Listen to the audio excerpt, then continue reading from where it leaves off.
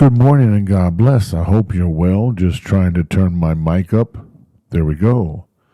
Listen, it is a God hour. It's 4 something in the morning. It's a vibe. Relax and dream. The dream is crooked for a reason today because sometimes in life your dreams will be crushed or or they will get derailed for a little bit. But if you pray and you work hard, you never know when they'll come back and to grow into fruition. I was doing some tree work the other day. Matter of fact, we were done with a tree job. I own a tree company. And we were going door to door in the neighborhood and telling people about good deals. And I get this message, hey, contact me ASAP. It's a phone number. So I just think it's not trying to minimize, somebody I may have known through the years, through music or through schooling.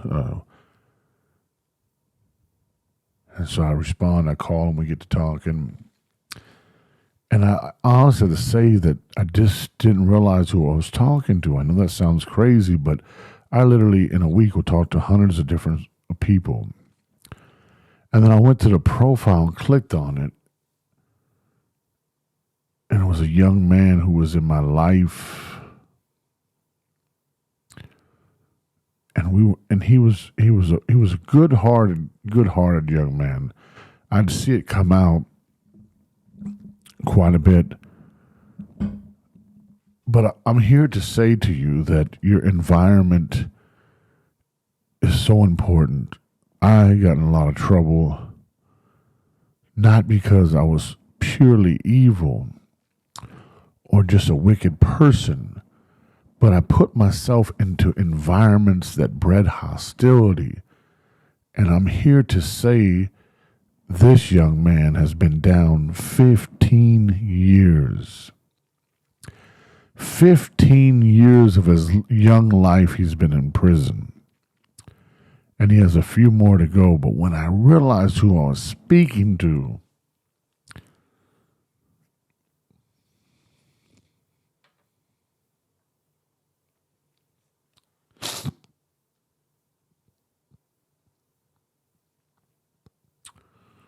the Spirit of God had come over me.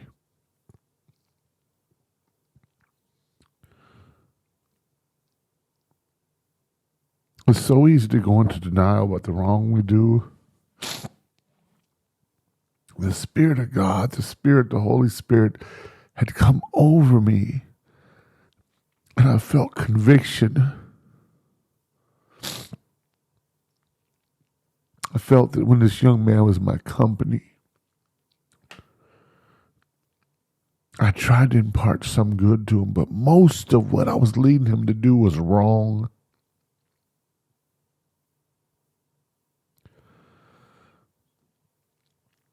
Most of the things that I had him engaged into were wrong conduct, morally bankrupt. And I don't know how much he looked up to me. He says he did. I don't know how much he loved me, but I loved him. And instead of being a positive light, I always had a lot of young men around me, some young men that come through environments that were rough. I can relate to them and the respect they show me. But with this young man, he knows who I'm talking about. He knows when he hears this message, I apologize. That me and the older gentlemen that were around you, we were ex-gangsters, so we didn't lead you the right way. And my heart goes out to you. 15 years of his life. And for the horrible act that hurt another family. Now, this specific act I wasn't involved in, and I don't know all the details around him, but it sent him away for 17 to 18 years. A violent crime. I don't know the details because he and I were not around each other for the last year prior to this, but every once in a while I'd check up on him. wasn't a positive influence. I'm here to ask you this morning, what are you doing with the gift that God had given you? I'll be honest, God had given me a gift. It's to love people. Even though I was never afraid to fight anybody, and I've been known to have like a history with run-ins with other people. The older I get, the love is where it's at. So many of our young men in the cities and the outskirts, the suburbs, the hoods, the projects, they're taught to be so hardened. And by the time they're 12, they've probably witnessed so much violence and so much lack of love. But I pray for these men all around the world. I pray for women as well.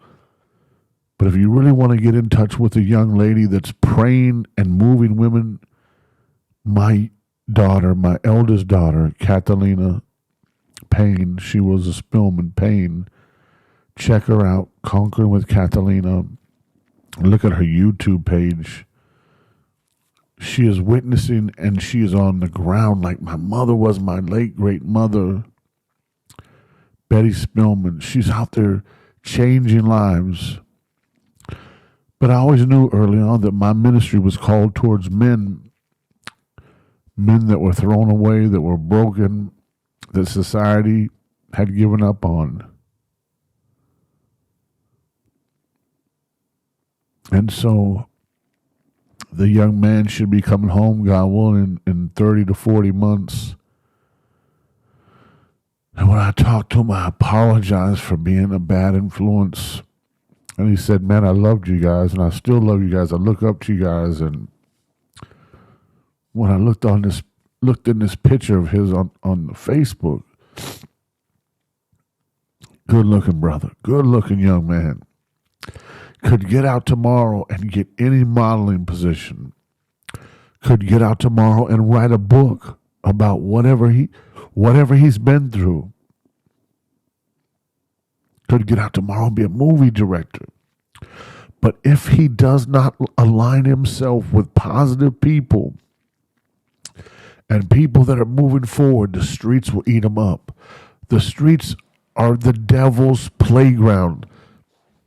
Nobody in the city of Winston-Salem, nobody had the influence that I had in the late nights, the 2 to 6s. For many years, people would come to my spots, drink, have a good time, and I always shared love. But in the midst of that, one of our places was called the Playground. Different places. As fun as it is, I still have those memories, and it still plays to the Eagle, the fighting, the women. That's the devil's playground. I wonder why God always stopped me when I was trying to make quick money or I was trying to do something that wasn't in my calling. I once heard Brother Joel Osteen, Pastor Joel Osteen, say that if you remove yourself or try to go away from your calling, you'll keep being failed until you push back to your calling. I'm asking you, what is your gift? This message goes out to this young brother. I have been blessed beyond measure that whenever they lay me to rest, I don't know what the story will be said about me, but those who know me know I love, and I love deep. I've been in the trenches with gangsters, musicians, spiritual folk. And I'm here to tell you once again that I say, this life is short. 15 years of his life, a young man, he's been behind bars. And I'm here to tell you, if you think the prisons are going to rehabilitate you, then you are lost. Self-rehabilitation is not self-rehabilitation. We are not self-made. I don't give a damn, and I love the brother Rick Ross. We've had conversations when I met him before. Great individual. I probably understand his spin. I watched the gentleman say on Facebook, we're self-made. We are not self-made. You may think because you worked hard, you got up in the morning, you did this, you turned right here, you filled out this paper, you worked harder than everybody, you prayed, all this, that you're self-made. When you're in dire need and you think you're self-made, do you call out your name to pray to? No. It's in your nature to understand God. And I will never probably ever be, I will probably never ever be a religious person that gets caught up into religiosity. I like the principle of the law. The letter is tough for a poor kid who went against authority. So I'm saying in closing, what is your gift? Who and what are you doing to influence the youth, the people that come after us? This is Sharon with Sean Spillman. I got long-winded, but the soul of this young man, I pray for him. I pray for the family. I don't know the details, the family that was hurt. I pray.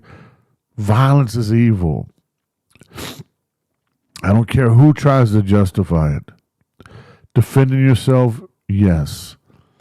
But openly stalking and aiming to hurt people, the poor Palestinian children, the Israeli children, the African children, the poor white children in West Virginia, the kids in Chicago, the poor babies that are not protected.